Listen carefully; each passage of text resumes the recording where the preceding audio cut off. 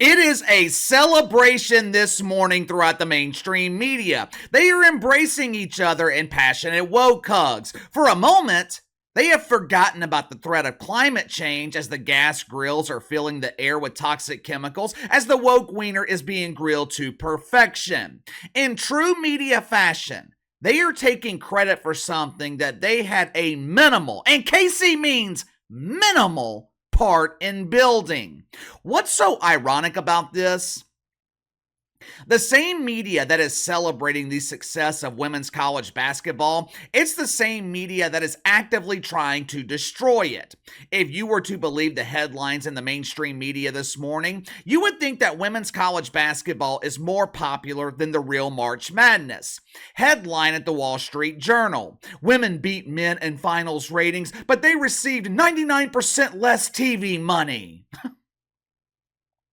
You knew. You just knew. The media could not have a proper celebration without turning these young women into the ultimate victims.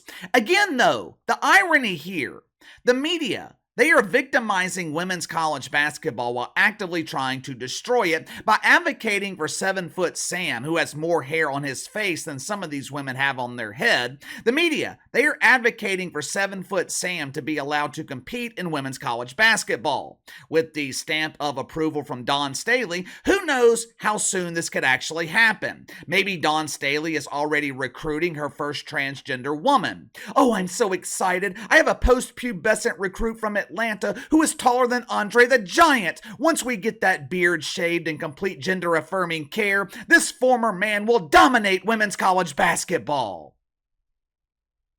Headline at the Hollywood Reporter: Men's final falls short of women's title game for the first time ever. We have finally conquered toxic masculinity. We have finally conquered misogyny. Toxically masculine men are finally giving women a real chance. Some of these men are going the extra mile and they are becoming women themselves. Woohoo! Yes, yes, yes.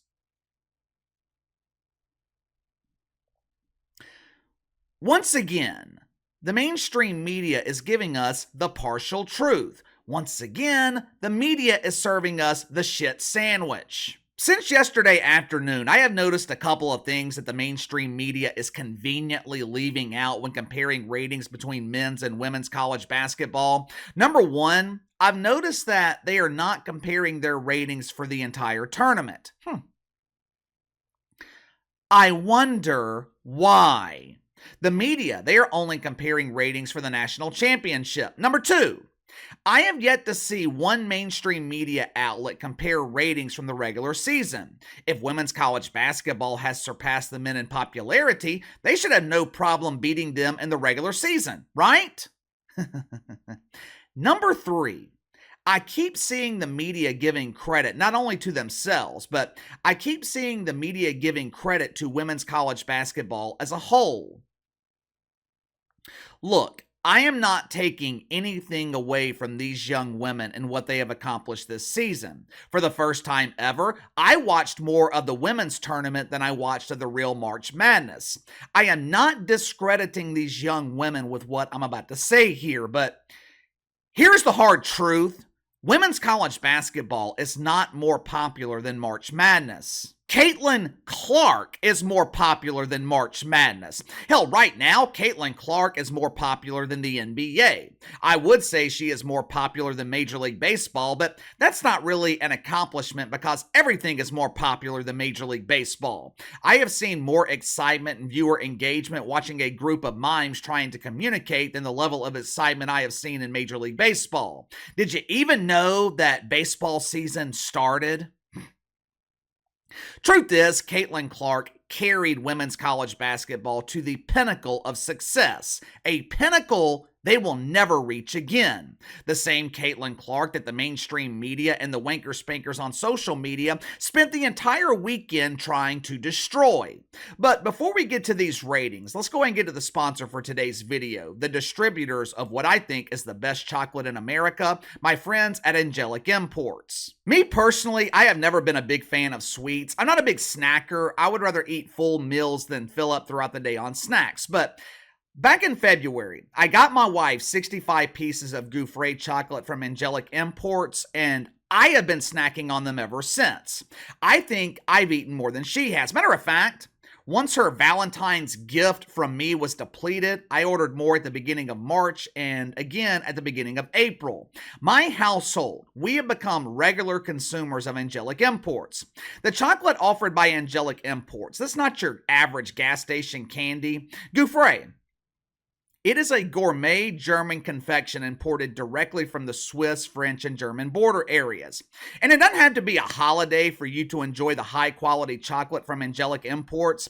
This candy is great to have around in case of emergency. If you do something to piss off your wife and you're trying to get back on her good side, forget about a dozen roses. They'll be dead within a week. For less than $20, you can get her a bag of Gouffre Golden Secrets, which consist of 20 pieces of Gouffre and will have your wife forgetting about what you did to piss her off in no time. Gouffre is perfect for anniversaries, birthday parties. It would make an excellent gift for Mother's Day, which is right around the corner, or you could have the most popular desk at work. I'm telling you, you will not be disappointed. This is the best chocolate I have ever tasted. As an added bonus, when you purchase from Angelic Imports, you're supporting a retired veteran in the United States Air Force. Also, be sure to request free samples at checkout, and Angela, she'll send you some complimentary pieces. So click the link in the description below. Use my promo code Behind the Line to receive 10% off your first purchase with Angelic Imports. All right. For some strange reason, I could not find overall ratings for the women's tournament. I had no problem finding ratings for the real March Madness, which averaged about 10 million viewers, but I couldn't find overall composite ratings for the women. Again, I wonder why, but that's okay. That's okay. We'll just compare a couple of rounds in the tournament and look at the ratings for the women's regular season, and I'm pretty sure you'll see the big picture. Sweet 16, men averaged 10.4 million viewers, women 2.4 million. Now that number is a bit misleading because the women's Sweet 16, they were carried by Caitlyn Clark, who pulled almost 7 million viewers for Iowa's matchup against Colorado. The Elite 8, the men averaged just over 10 million viewers, the women 6.2 million. In the second round of the tournament, I think the men averaged 10 million in the second round too, but in the second round of the tournament, the women averaged 1.4 million. Now, here's what's interesting, though. All 6 of Caitlyn Clark's tournament games, they were broadcast on ESPN or ABC. In those 6 games, Caitlyn Clark averaged 10 million viewers. Of all the other games in the women's tournament, no one else came even remotely close to that average. Caitlyn Clark literally matched the real March Madness in the ratings by herself. Now, obviously, the women's championship game absolutely dominated the men. Caitlyn Clark drew 18 million viewers compared to 14 million for the dudes. Caitlyn Clark, she was going to dominate the men either way. I mean, seriously, can you name a single player on UConn's roster?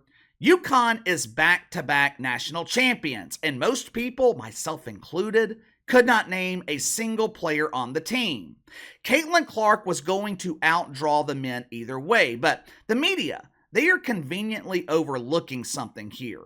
The women's national title game was broadcast Sunday afternoon on ABC. Monday night in prime time, the men, they were broadcast on TNT and TBS. That makes a huge difference when you are comparing ratings. The media, they often use cord cutting as an excuse when talking about declining NBA ratings, but I have yet to see anyone in the media mentioning the fact that the men were broadcast on cable while the women were on network television, free TV. But like I said, it wouldn't have mattered either way. Outside of the Super Bowl, Caitlyn Clark in a championship game, that is dominating everything else on television. What I found most interesting here, though, was the regular season ratings for women's college basketball. Last month, ESPN issued a press release highlighting the success of women's college basketball on their networks. Most of Caitlyn Clark's regular season games, they were broadcast on Fox or FS1. She didn't have many regular season games on the ESPN family of networks, if she had any at all. Now, if I were to ask you to guess regular season ratings for women's college basketball on the ESPN family of networks without the benefit of Caitlyn Clark, what would your estimate be? Well, KC, the women's game is exploding in popularity. They had to average at least 500,000 viewers. 272,000 viewers. Now, just to put that number in perspective, that number is about half of what the WNBA dump averages on ESPN. Now, for games broadcast specifically on ESPN and ABC, women's college basketball averaged 476,000 viewers. The 5 most watched games of the regular season not featuring Caitlyn Clark averaged 1 million viewers, which is a great number. But it's not even close to what Caitlyn Clark was averaging on Fox. This so-called popularity in women's college basketball, this is a media-created illusion. I have been telling you guys all season that women's college basketball was top-heavy. The success of women's college basketball directly tied to one star, Katie Rue Clark. And now, that star is retiring from professional basketball. She's trading in her sneakers for a pair of steel-toed boots. She's trading in her headband for a hard hat, and she's getting ready to collect the neighborhood's trash in the WNBA dump. The ride, it was fun while it lasted, but the ride is over. Several of you have asked me how far ratings will fall in women's college basketball next season. Now, in terms of the regular season on ESPN, I doubt ratings fall too much because they're already in the pooper. But for the tournament, I would not be shocked to see ratings decline by 70, 80, maybe even 90%. There were first round games of the women's tournament that were pulling ratings in the low 6 figures. Now, of course, some in the mainstream media, they are claiming that this level of success is sustainable for the women. Oh, the women will be just fine. We have plenty of stars. We have Camila Cardoso. We have Paige Buckner. We have Juju. Next season will be great. Yeah, for starters, and this is nothing against those young women, but none of those young women are stars, much less once-in-a-lifetime phenomenons. Juju, she plays on the West Coast. She's playing at USC. In terms of TV ratings for college basketball, she might as well be playing in Siberia. Most of the country will never see her play during the regular season because her games will be tipping off when everyone else is asleep. To make matters even worse, the mainstream media, they are advocating for identifiers to be allowed to compete against women. If that happens, and if Dawn Staley continues advocating for it to happen, it will be the complete and total destruction of women's college basketball.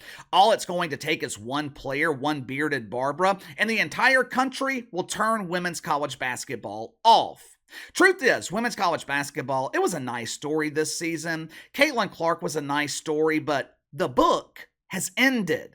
Your 2 biggest stars, hell, your only 2 stars, they are getting ready to make minimum wage in the WNBA. Who is going to carry the tournament next season? Who is going to draw 3-4 million during the regular season? Who is going to pull 18 million for the national championship? The answer is no one, because it ain't gonna happen. But give me your thoughts on this. Mainstream media claims that women's basketball has surpassed the men in popularity when it could not be further from the truth. Caitlyn Clark surpassed the men. Women's college basketball did not. Give me your prediction for next season. How far will the women's ratings fall? 50%, 60, 70, 80? Could we see a triple-digit decline? You let me know. Sound off in the comments below. Like, subscribe, share the video. I appreciate your support. Best way to contact me is by email at btlkc84@gmail.com, KC_BTL84 on Twitter. I'll see you guys later.